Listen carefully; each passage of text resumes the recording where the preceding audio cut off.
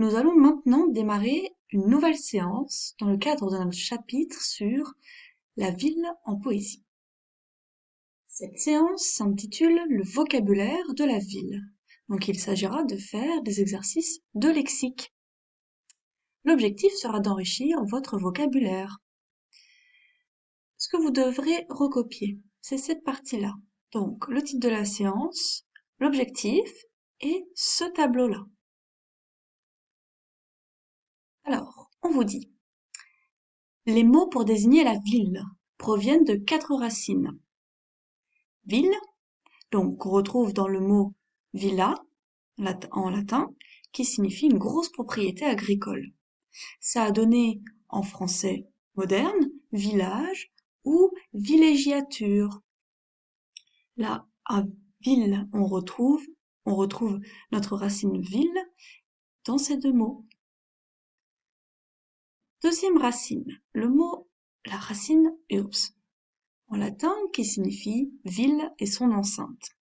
Cette racine a donné les mots, par exemple, urbanisation ou urbain. Troisième racine, civ, qui vient du latin civitas, c'est-à-dire l'assemblée des citoyens de la ville.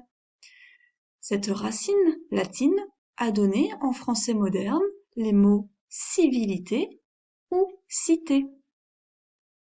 Et enfin, la quatrième racine, polis, grec, qui signifie ville. Qu'on va retrouver dans des mots en français moderne comme métropole ou mégalopole. Allez, c'est parti maintenant pour l'explication des exercices. Alors, dans le premier exercice, il faut recopier et compléter ce tableau.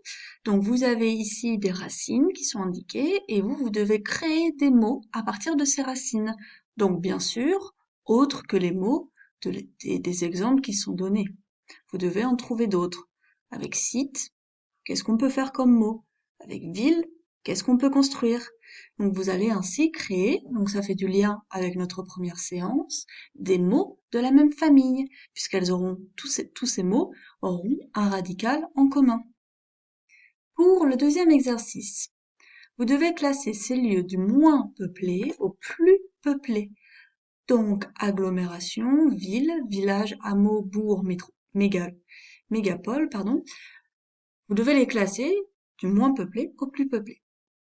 Aidez-vous d'un dictionnaire, qui peut être un dictionnaire en ligne ou un dictionnaire papier.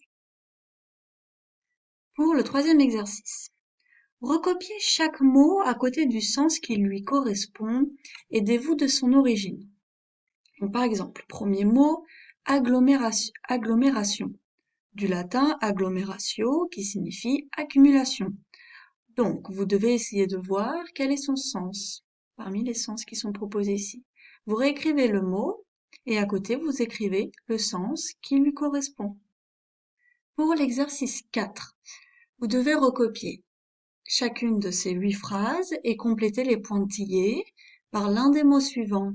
Métropole, quartier, cité, ghetto. Donc ces 4 mots sont des mots qui sont polysémiques, ça veut dire qu'ils ont plusieurs sens. Vous allez même devoir employer chacun de ces mots 2 fois, puisque vous avez 4 mots et 8 phrases. Et chaque mot est polysémique.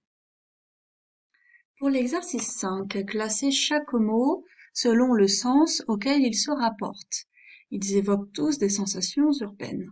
Donc ici, vous avez les sens, les 5 sens. La vue, l'ouïe, le toucher, le goût et l'odorat. Ce que vous devez faire, là vous avez une liste de verbes, puis une liste d'adjectifs. Vous devez sélectionner, par exemple, le verbe palper. Il va avec quoi? La vue, l'ouïe, le toucher ou le goût et l'odorat. Donc en fonction de votre réponse, vous le classez dans votre tableau. Pareil pour vos adjectifs. Alors, pour l'exercice 6, vous devez lire cet extrait et ensuite recopier les phrases qui se trouvent ici en les complétant avec un adjectif approprié à ce texte-là. Vos adjectifs, vous pouvez aussi vous aider de l'exercice 5. Ensuite, pour l'expression écrite, le travail est facultatif, ça veut dire qu'il n'est pas obligatoire, mais c'est conseillé de le faire. Vous devrez rédiger une description d'un quartier, d'une ville ou d'un village en 10 lignes.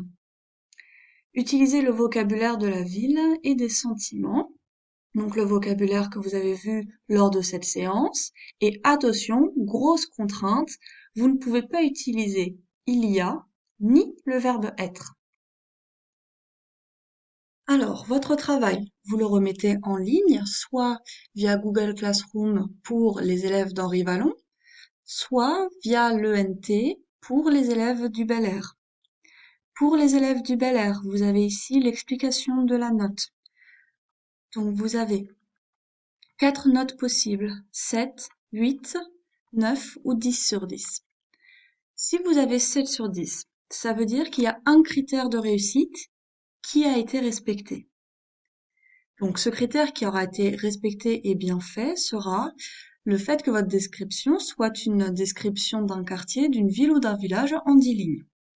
Si vous avez 8 sur 10, ça veut dire que d'une part vous avez bien respecté ce critère-là, donc je l'ai remis ici, mais en plus vous avez su réutiliser le vocabulaire de la ville et également vous avez mis du vocabulaire des sentiments. Ensuite, pour les élèves qui auront 9 sur 10, ça veut dire que forcément vous avez validé tous les critères pour avoir au moins 8 sur 10, donc la description d'un quartier en 10 lignes, le vocabulaire de la ville, le vocabulaire des sentiments, et vous avez réussi à ne pas utiliser il y a. Et ensuite, donc pour les élèves qui auront 10 sur 10, ça veut dire que vous avez réussi à respecter tous les critères, ça veut dire tous les critères du 9 sur 10, et en plus de ne pas avoir mis il y a, vous avez également réussi à ne pas utiliser le verbe être. Voilà, nous avons fini pour cette deuxième séance. Je vous souhaite bon courage pour la réaliser.